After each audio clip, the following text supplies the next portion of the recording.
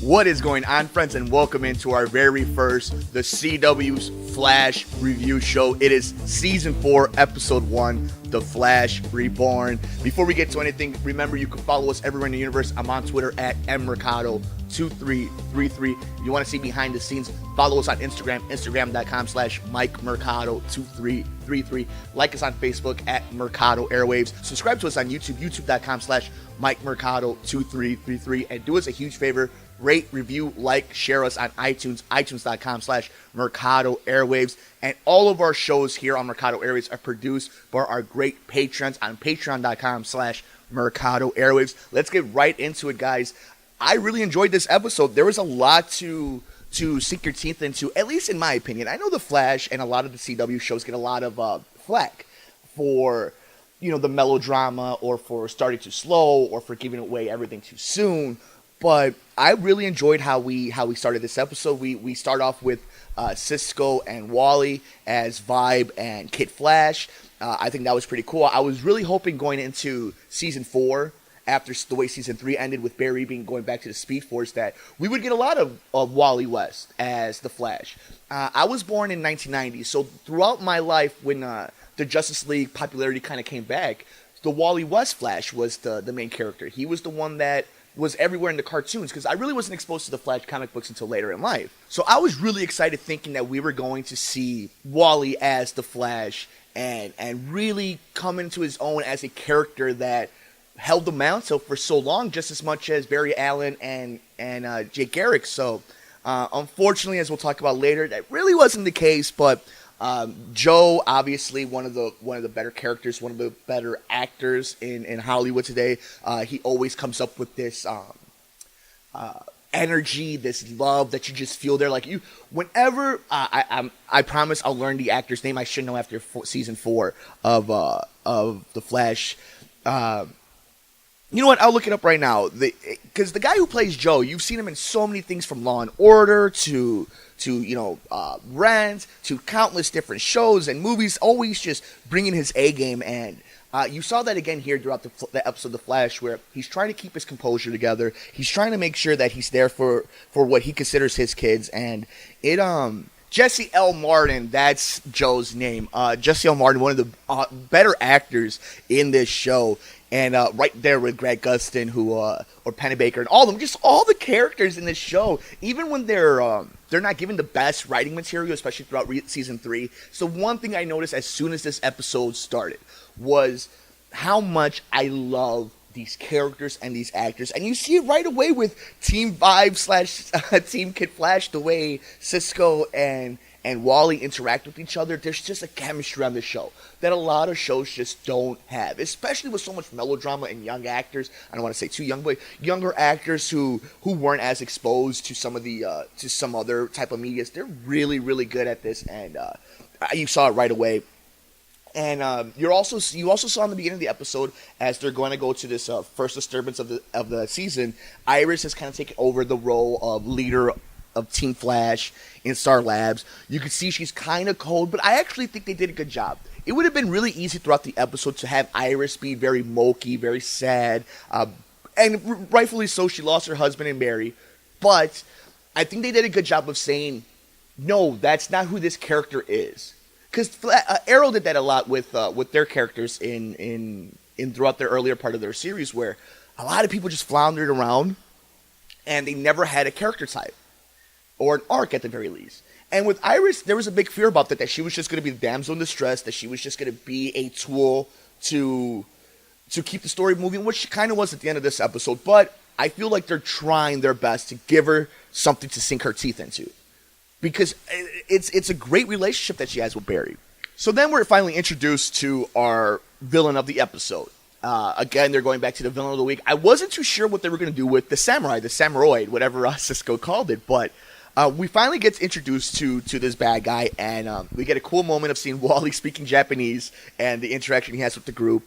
And we just see that no matter how good Vibe and Kid Flash are, nobody's quite like Barry Allen. And we're seeing that the samurai is asking to meet the real Flash before he destroys Central City.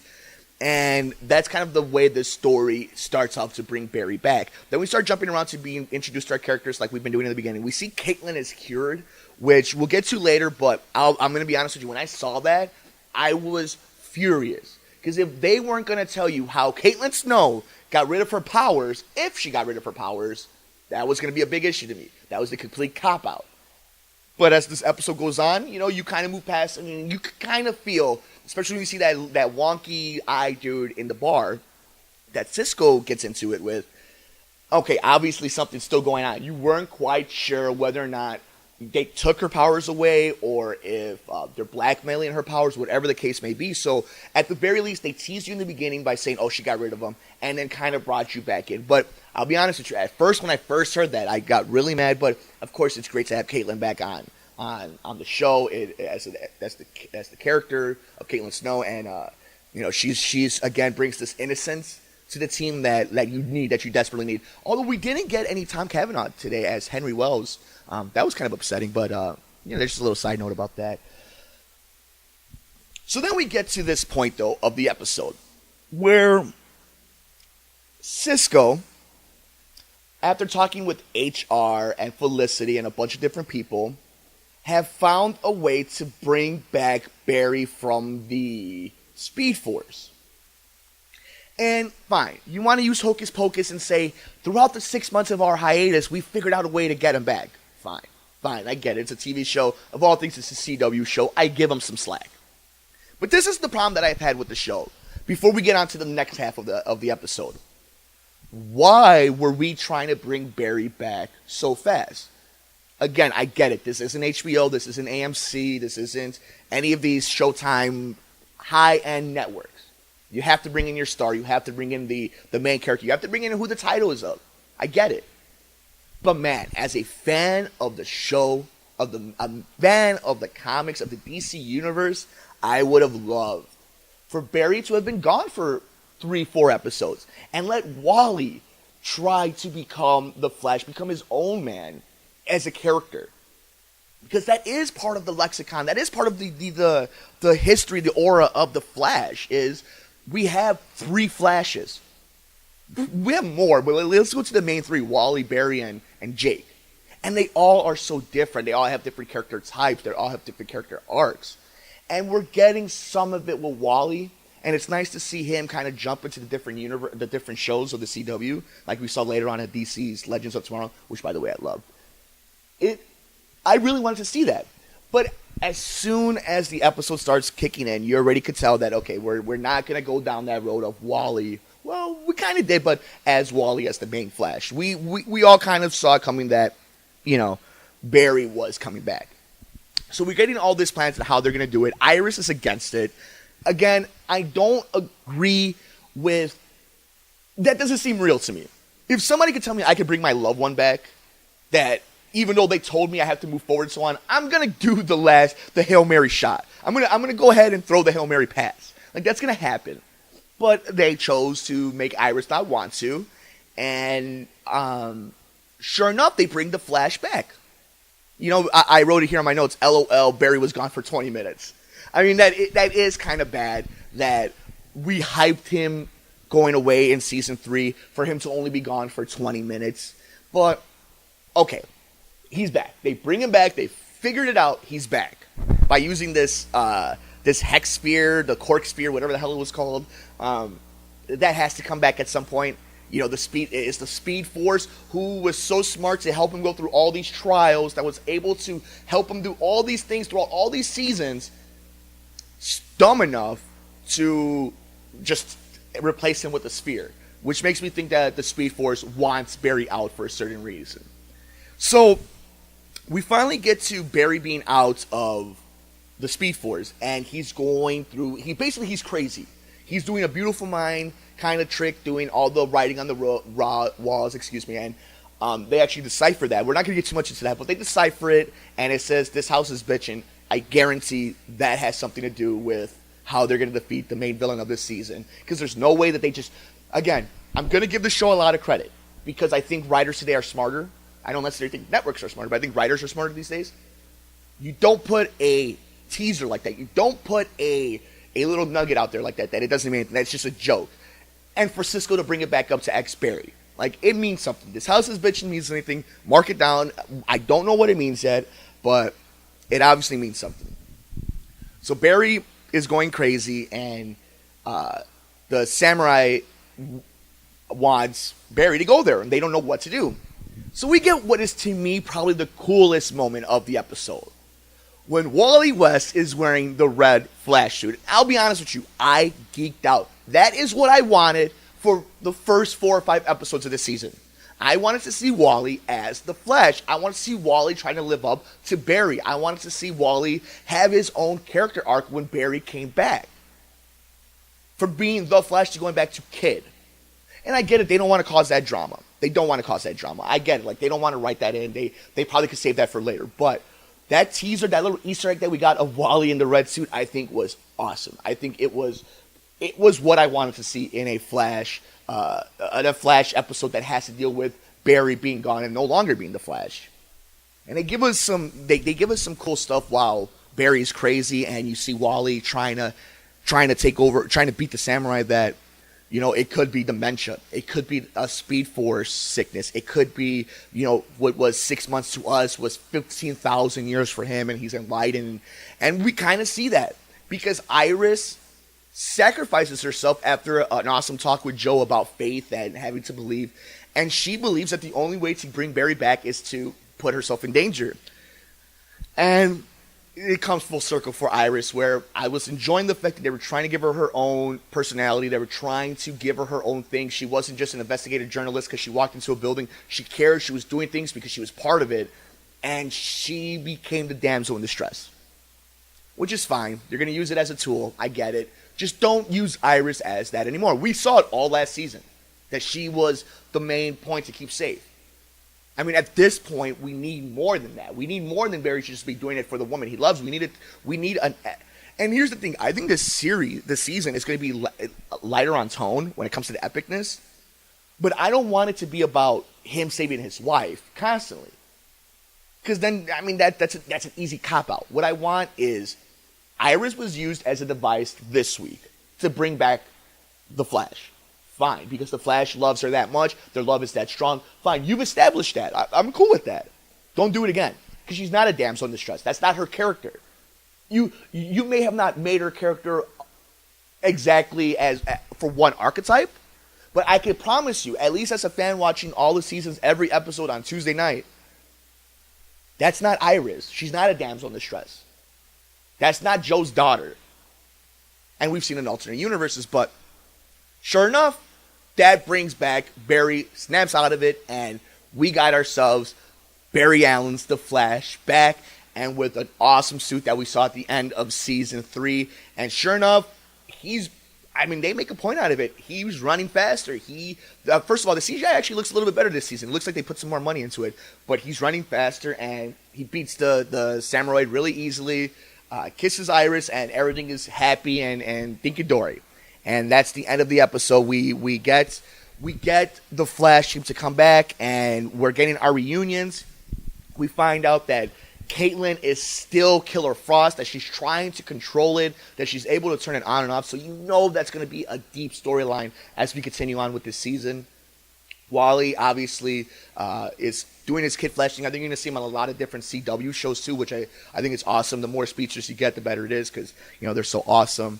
Joe and Cecilia are trying to work on the relationship. You have Cisco. I wonder if the Cisco-Caitlin Snow thing is a will they, won't they? Because they've made it pretty simple that they're best friends throughout the series. But, I mean, when you work with somebody so long and you have all these emotions and stuff, wouldn't you think that there might be a little spark? Especially since both of them can't find their loves and they can't keep on to them. So I'm looking out for that in season 4. I don't necessarily want that to happen, but I'm looking out to see if they do a will they won't they type of thing. And we finally get our staple of the show, the post-credit lightning scene. And we see this futuristic, almost unrealistic room, but a futuristic room, and it's this lady, and she's running this virtual thing that shows that the Flash is back, and then everything they predicted was right. And a chair turns around, and it's this guy in a black jumpsuit with blue face, whatever, and it's the Thinker. because he says it then, I'm thinking. And I'm like, a little on the nose, whatever. But you got the teaser of this last season. And what I find most interesting about what they're doing with this season of The Flash is, for so many years, people have been upset that all Barry Allen's enemies are speedsters. And here was the argument I always had with anybody who would say, well, why can't it be somebody else? Well, Barry Allen, the universe, the CWDC universe has established that they're probably the strongest metahumans that there are. That they're almost impossible to beat. So when you have this, when you have this character that almost has godlike powers, you have to be able to match him with stuff. And Barry Allen has some really cool bad guys when it came to Ear About Thawne and Zoom, and now we're getting Clifford DeVoe, it seems like, in The Thinker, who has been a bad guy since almost the beginning of the Flash's run. You've seen him go through so many different Flashes himself. He's fought Barry Allen. He's fought Jake Garrick. He's gone through different reincarnations of himself. He's gone from wearing a purple suit to having little rods in his head. Like, he's an intense character. And I think this is really fun because this is going to be a cerebral thing. This is going to be a testing. This is going to be a season on faith. That even though the future, or somebody thinks they know the future, or that they have destiny written down, this has always been the story of the Flash, that you have to overcome that you write your own destiny. And I think this is fun because this is going to be the first time where Barry can't beat somebody just by running fast. Obviously, that's going to be the end of it because he's going to have to run fast because that's the whole point. But this is going to be something different. This is going to be something more cerebral, I believe. I believe this is not going to be a brute strength, brute speed type of thing. And I'm very excited to see where they go with this. It could be really cheesy. It could be totally cheesy. It could jump the shark, and we can be in for a really rough season. But all in all, I really enjoyed episode 1 of season 4 of The Flash. It brought back that energy. It seems like it's fun again. Season 3, I enjoyed. I love melodrama. I love being able to sink my teeth into something. But this season episode 1 of season 4 feels like what the energy The Flash had season 1, 2, and a little bit of season 3. I'm really excited to see where we go here. I'm really excited to see what Greg Gustin brings to Barry Allen, what changes he brings to Barry Allen after the Speed Force, being trapped in the Speed Force. I really want to see how the team has grown without him, if they have any growing pains with him again. I want to see how the Thinker, a non-speedster bad guy, becomes one of the top 5 foes of Barry Allen. We've gone through some of the big ones. I was a little surprised that Savitar was last year, because Savitar is not as big as DeVoe. So we're getting one of the heavy hitters on this one. I'm really excited. It looks like it's going to be a fun season. It looks like they're back on track.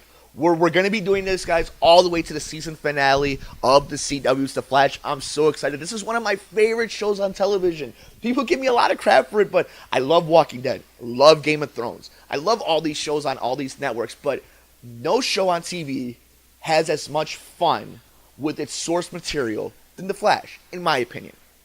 It's goofy, it's serious, it's fun, it's entertaining.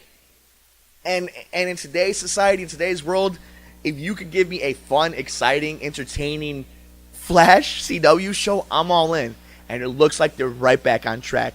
But I want to know what you guys thought of tonight's episode. What did I miss? What did you guys like? What did you guys catch that I didn't mention on today's show? We want to know. We want to make this community, because this is what it's all about. It's about talking to each other, having fun with what we love. And ladies and gentlemen, we love comic books, including CWsThe Flash, episode 1 of season 4. Hope you guys enjoyed our very first review here on Mercado Airwaves.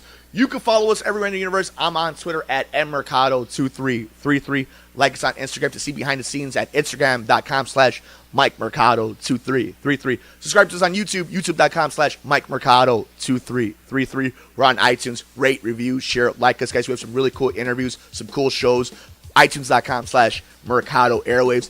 Every one of our interviews, every one of our reviews, every one of our shows is produced and brought to you by our great sponsors at Patreon.com. Patreon.com/Mercado Airwaves. See, we have a tier for you guys. You're the reason why we've been able to grow this show, grow this brand, and we really appreciate it. We love each and every one of you guys. And of course, like us on Facebook at Mercado Airwaves.